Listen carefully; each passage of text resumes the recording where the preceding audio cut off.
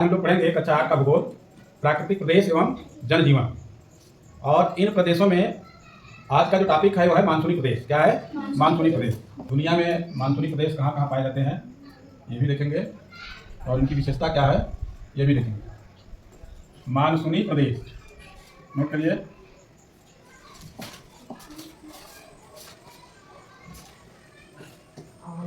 मानसूनी प्रदेश, मानसूनी प्रदेश ये हमारा टॉपिक है आज का। मानसूनी प्रदेश के बारे में आज अध्ययन करेंगे। मानसूनी प्रदेश, इसका नाम मानसूनी प्रदेश क्यों पड़ा? मानसूनी मतलब जहाँ मानसून पर आधारित हो ना। हम बता दें आपको कि जहाँ पर मौसम बदलते हैं, जहाँ पर हवाएं बदल बदल के चलती हों ना, वहाँ पे मानसूनी प्रदेश होता है। अब आप हमको बताइए हमारे देश में कितने मौसम पाए जाते हैं, यानी कितनी ऋतुएं पाई जाती हैं? ठंडी पाई जाती है, गर्मी पाई जाती है, वर्षा पाई जाती है ना, बसंत ऋतु भी पाई जाती है ना। तो यही ऋतुएं जो है बदलती हैं। मानसूनी प्रदेशों की यही खास विशेषता है। और दूसरी विशेषता है कि यहाँ पर पतझड़ के जंगल ज़्यादा पाए जाते हैं, सदाबहार के जंगल पाए जाते हैं ना। तो आज हम देखेंगे कि विश्व में कहाँ कहाँ मानसूनी प्रदेश हैं और उनकी विशेषता क्या है और कैसे कैसे लोग वहाँ रहते हैं। तो सबसे पहले जो है आप देखिए, पृथ्वी के बीचों बीच एक रेखा खींची जाती है जिसको हम क्या बोलते हैं, कई बार बताते हैं, इसको हम बोलते हैं भूमध्य रेखा। भूमध्य रेखा, भूमध्य रेखा ये पृथ्वी को दो भागों में बांटती है ना, और दक्षिणी गोलार्ध और उत्तरी गोलार्ध। कौन सी रेखा है? भूमध्य रेखा। ये पृथ्वी को दो भागों में बांटती है। पहला भाग जो है दक्षिण का हो जाता है, दूसरा जो है उत्तर का हो जाता है। ठीक है, देख लीजिए ये भूमध्य रेखा है।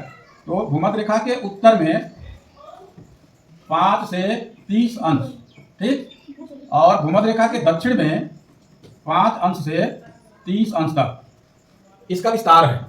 जो मानसूनी प्रदेश है उनका विस्तार भूमध्य रेखा से 5 अंश से 30 अंश दक्षिण और उत्तर इनका विस्तार है, यानी ये इन क्षेत्रों में मानसूनी प्रदेश पाए जाते हैं। अब कहाँ कहाँ है इसकी भी बात हम कर लेते हैं। उत्तरी अमेरिका दक्षिणी अमेरिका के बीच में ये भाग जो है, ये जो देख रहे हैं, यहाँ मानसूनी प्रदेश का विस्तार है।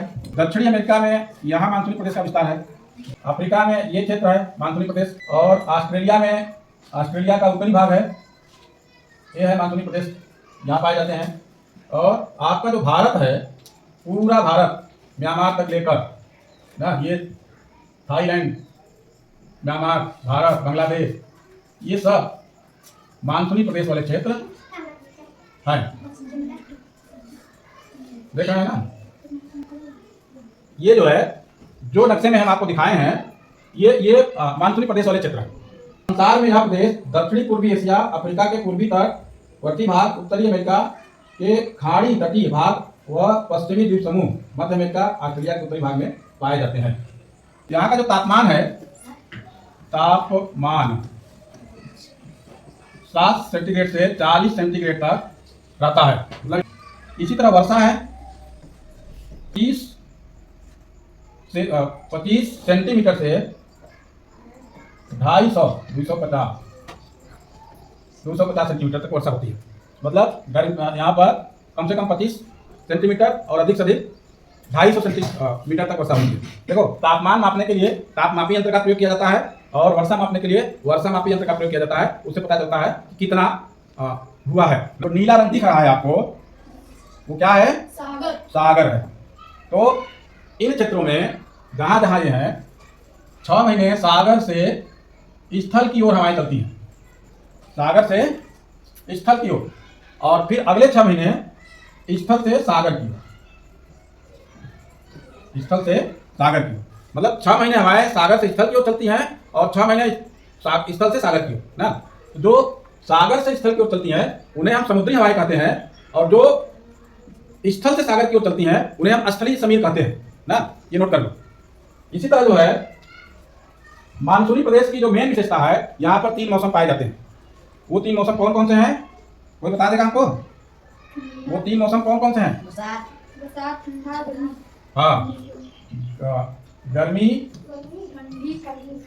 ठंडी, वर्षा। पहला, दूसरा, तीसरा, तीन मौसम पाए जाते हैं, ठंडी, गर्मी और वर्षा। मुख्य रूप से ये मानसूनी प्रदेश की विशेषता है। और जो है भारत के उत्तरी भाग में मई और जून महीने में यहाँ पर गर्म हवाएं चलती हैं। मई जून मतलब गर्मी में गर्म हवाएं चलती हैं, और जो गर्म हवाएं चलती हैं उनको हम बोलते हैं लू। क्या बोलते हैं? लू। लू लोग कहते हैं ना कि गर्मी में बाहर मत निकलो, लू लग जाएगा। तो वो यही गर्म हवाएं हैं जो गर्मी में चलती हैं और वो नुकसानदेह होती हैं, लगने पर बुखार आ जाता है। प्राकृतिक वनस्पतियों की बात करें तो सदाबहार वन, पतझड़ वन, घास के मैदान, कटीली झाड़ियाँ सब पाई जाती हैं ना। सदाबहार वन, पतझड़ वन और कटीली झाड़ियाँ मतलब रेगिस्तानी। यहाँ के मुख्य सदाबहार वन की क्या विशेषता है? सदाबहार वन सदा हरा भरा होता है, हमेशा क्या होता है? हरा भरा होता है, हरा, और वहाँ पे हमेशा हरियाली रहती है। लेकिन वहीं पतझड़ वन जो है उसकी विशेषता है कि एक सीजन ऐसा आता है कि सभी पेड़ पौधे अपने पत्ते को झाड़ देते हैं ना।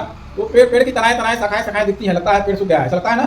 तो वो पतझड़ वन होता है। और कटीली झाड़ियाँ आप देख ही रहे हैं, जो छोटे छोटे पौधे होते हैं, झाड़ियाँ होती हैं। तो ये मुख्य यहाँ का वो है। लेकिन कुछ वृक्ष होते हैं जिनका नाम मैं आप लोगों से जानना चाहूँगा।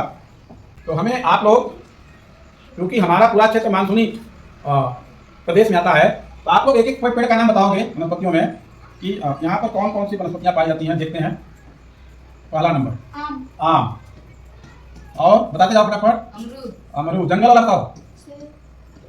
जंगल वाला, जंगल में तेंदू। वेरी गुड, तेंदू। विजय साल। विजय साल। और बताएं आपको? शीशम। शीशम। सागौन। केसिया। ये सब आपके प्लांट में लगा हुआ ना। धौरा। अर्जुन का पेड़ सब लोग जान लो, इसको कौवा बोलते हैं। हाँ, नदियों के किनारे पाया जाता है। जामुन तो कोई बताया नहीं। जामुन। सेखुआ। सेखुआ, इसको हम सरई भी बोलते हैं। सीधा। हाँ, पीपल। आप बता रहे हो। बरगद। महुआ। खज्जा। इमली। जंगल जलेबी। इस तरह से बहुत पेड़ हैं जिन अनगिनत नाम है जो हमारे मानसूनी वनों में जो जीव जंतु हैं उनका नाम आप लोग बताओगे। पहला नंबर भालू।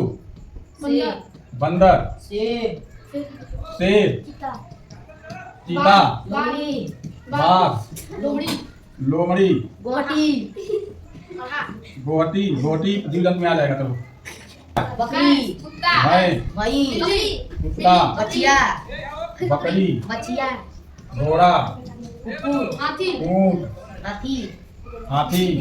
मानसूनी प्रदेश में इतनी विशेषताएं देख रहे हैं तो ये जान लीजिए कि मानसूनी प्रदेश बहुत समृद्धशाली प्रदेश है और यहाँ पर आबादी भी ज़्यादा है, यानी जनसंख्या भी ज़्यादा। यहाँ तमाम तरह के उद्योग धंधे भी चलते हैं, कृषि का काम भी होता है और तमाम जो है काम के कारण जो है अच्छा यहाँ पे रहने लायक मैदान है, उपजाऊ मिट्टी है, जिसकी वजह से आबादी ज़्यादा, ठीक है ना।